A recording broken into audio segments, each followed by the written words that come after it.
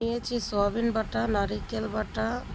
এরপর আমি চুলায় গরম পানি বসিয়ে দিয়েছি, তার মধ্যে আটা দিয়ে দিচ্ছি। আটা ভালো করে নেড়ে সিদ্ধ করে নিতে হবে।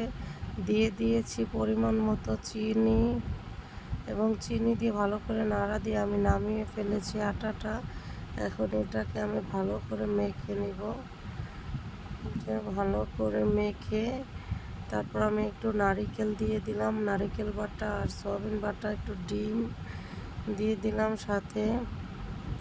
ডিমটা দিয়ে আমি ভালো করে এটাকে মিশিয়ে নিব। মিশিয়ে নেওয়ার পরে যে হাঁস দিয়ে আমি বানিয়ে ফেলবো কাপ্তান পিঠা।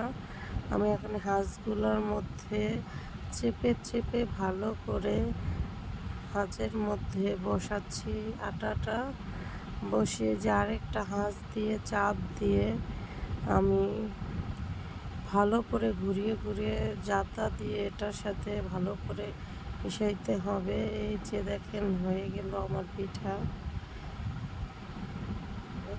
খুব সুন্দর এক পিঠা বানিয়ে ফেলছি আমি।